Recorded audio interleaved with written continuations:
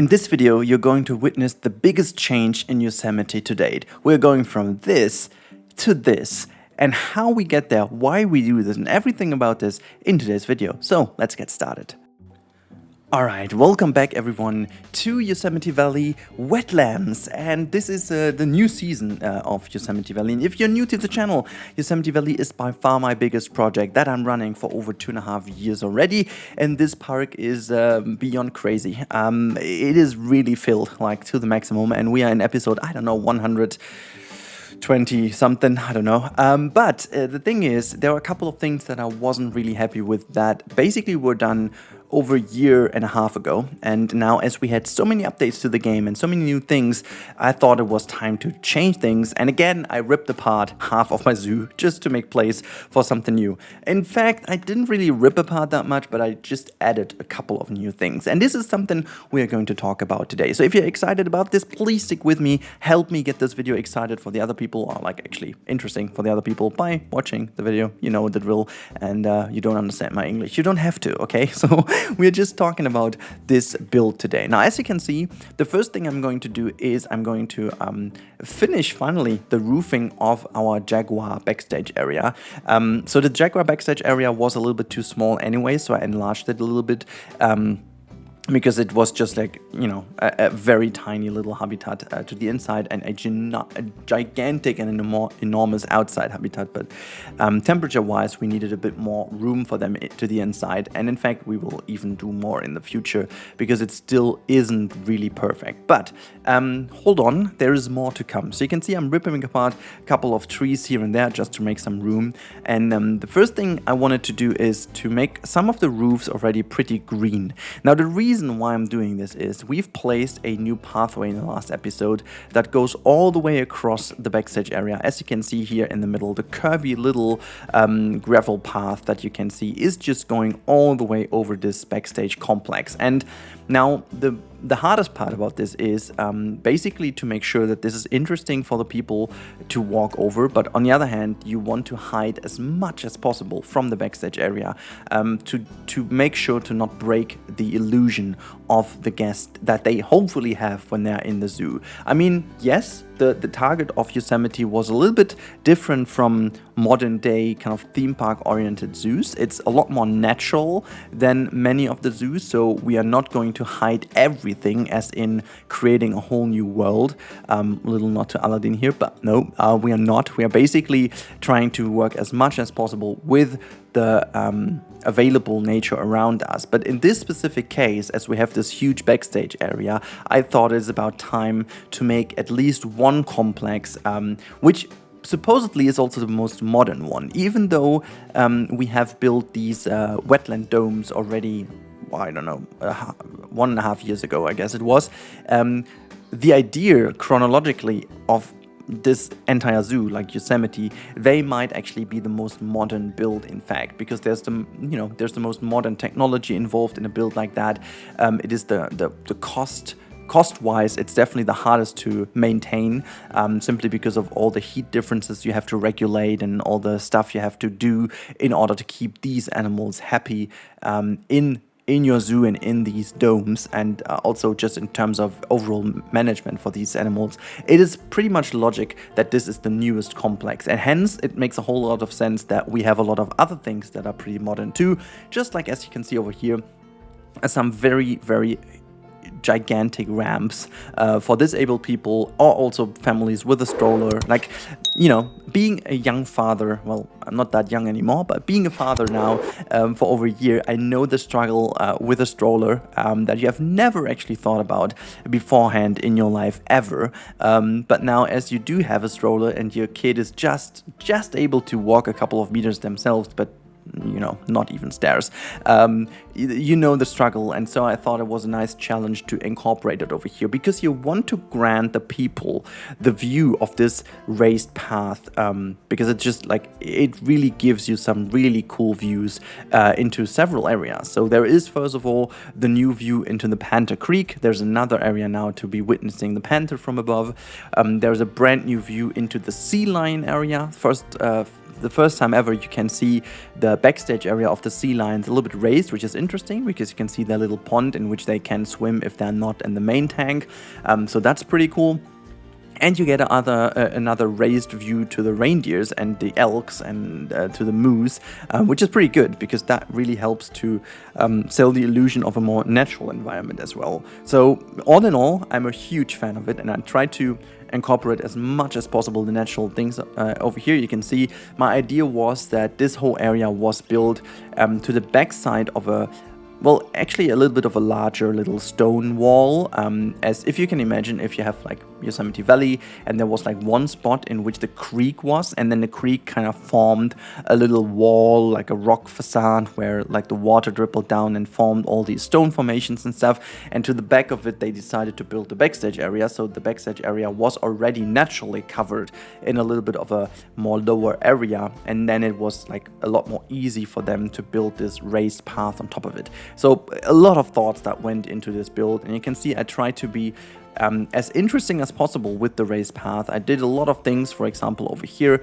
a specific fence design so that people can actually look into this kind of glass dome, which is a nice little view inside of the Jaguar backstage area. So you can see it's not only a path that connects into another area. That is the main function maybe, but the reason to go there is a completely different one. It is just to explore the zoo from a completely new perspective that you wouldn't have from any other pathway that you take in the zoo.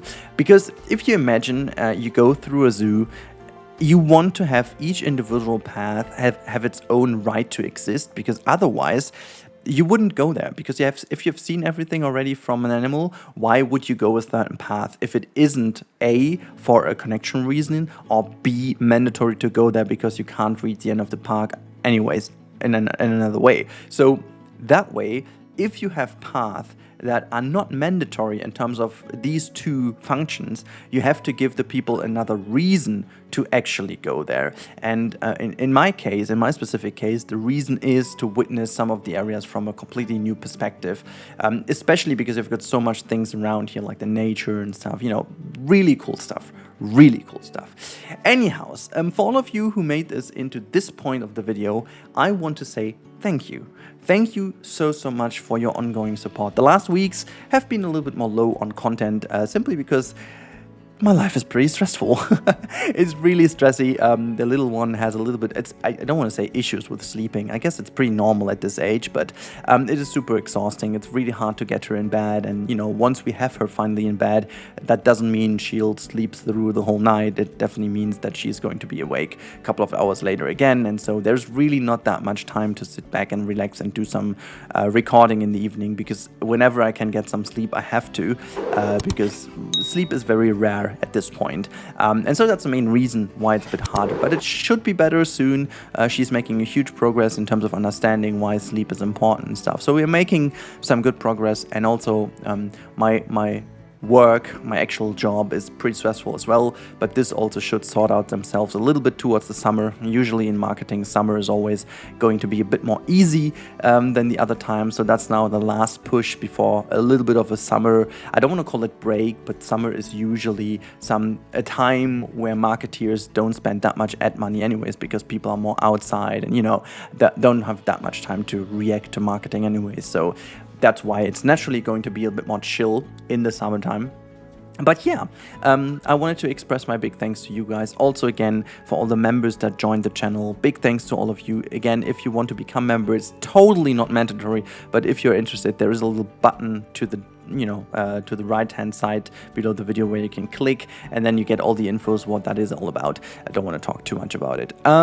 Yeah, but another thing I wanted to quickly address is, if you guys want to support me in this video, I really would love to understand from you guys, when did you find Yosemite and what is your favorite episode so far of this project? I know that a vast majority of my channel, at least the most active ones, are basically people that joined the channel because of Yosemite Valley Zoo, which is really, really cool. So if you are one of those who joined Yosemite Valley and also my channel effectively, please tell me which episode was it? What was the video that made you join the channel? And also, what is your favorite one? And did you actually watch the whole series? If you jumped in later because you were, I don't know, if you joined in because of a lion episode, which was kind of episode 50 or something, did you actually watch from episode 1? I really would love to understand, because I just really... If this is your own project, it's really hard to believe that people actually sit down and watch this as just like a series, just as if I would sit down and watch a Netflix series, you know, binge watch it. But I get so many comments of people who just comment, wow, I just discovered I'm gonna binge this now. And then a couple of days later, I see all the comments of the same person on the first videos of the series. And it's just mind-boggling, because it's just unreal if you think about it, you know. I remember each individual episode, when I build it, what I build. You have a certain connection to these episodes. I know exactly what kind of audiobook I listened to. I exactly know what the temperature was. I know if there was a thunderstorm outside or not. I know my life situation at this point, because it's just like...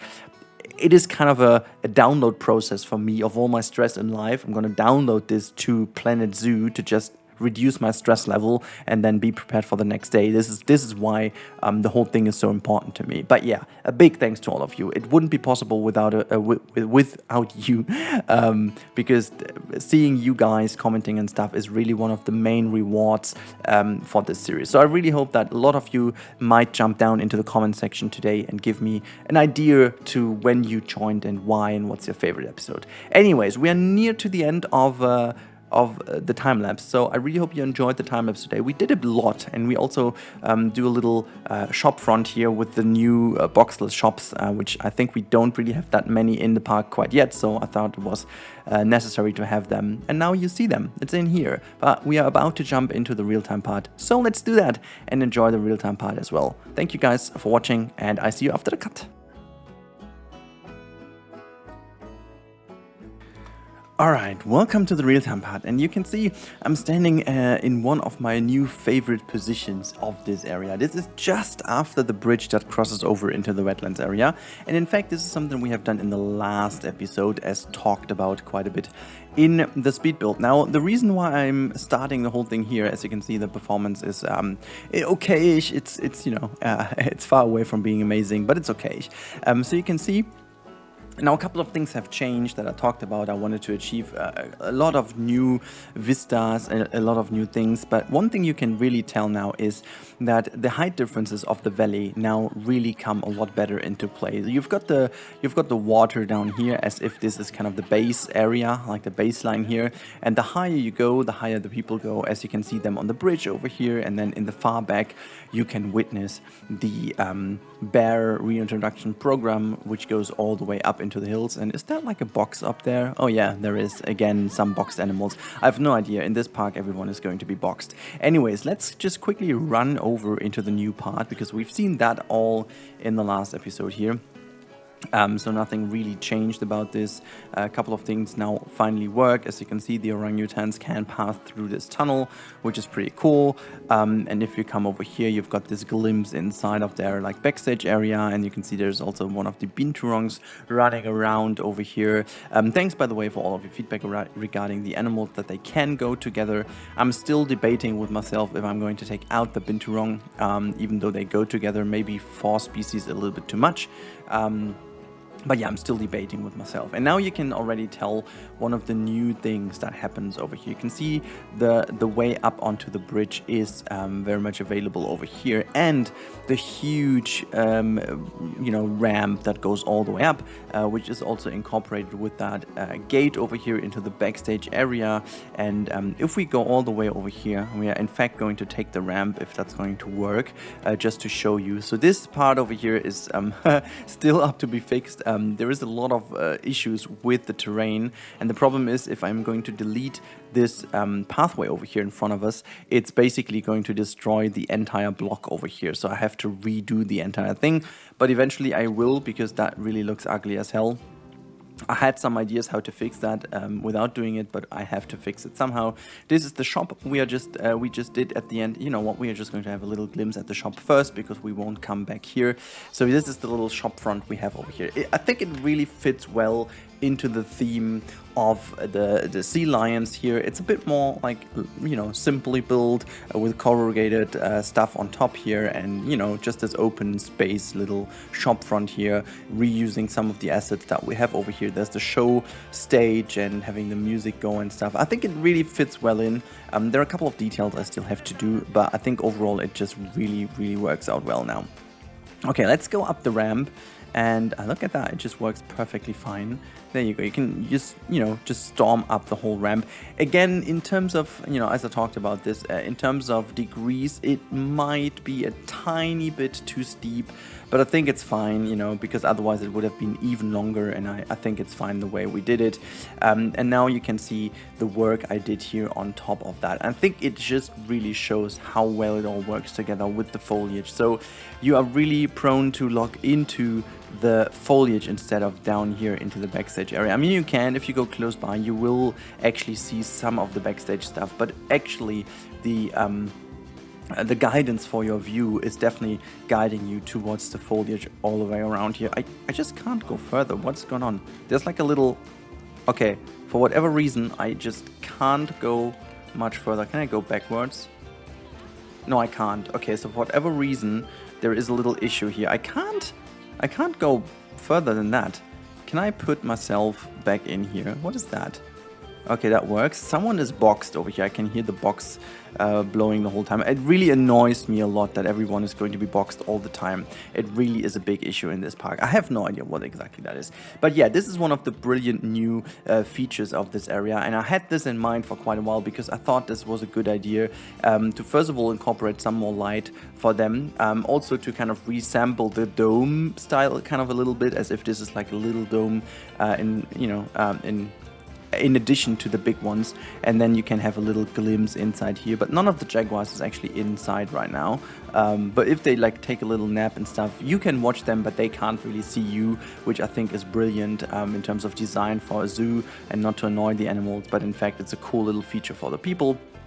And to the right hand side I reused the same fence design we had already going on there in the Jaguar Creek, as you can see there in the far back. I think reusing some of the items makes a lot of sense to make this overall nice looking. I'm also quite a big fan of how this roundish fence worked out over here, just to give you that little glimpse into the sea lion backstage area. You can't really tell much. You can see a bit of the waterfall and stuff, but not that much. But if you go a little bit further around, you basically get a nice little view inside of their back area of the little pier style kind of thing. And then this one is actually one of my favorite little areas now, because it just kind of divides the pathway in a very natural way. Like you have to go down the stairs and you go to the left hand side here, have a bit more nature, or you take the ramp, which in fact guides you through a little special kind of area. I gotta have to do a little bit about this here. That's not meant to be like this, but okay. And then you go all the way down and the ramp really brings you down onto this plaza over here. And again, I'm a big fan of this. It just really shows how it all works so much better together now with the ramp and everything like that. You know, the path is connected to the right hand side, and then it just opens up again to the left hand side. You've got such a better view now into the Panther Creek. It just looks so much more natural with this little pond down here, just really trying to block the view as much as possible to the left hand side, and then just grant you the view inside what you're meant to be looking at, and that is the Panther Creek or the Jaguar Creek, however you want.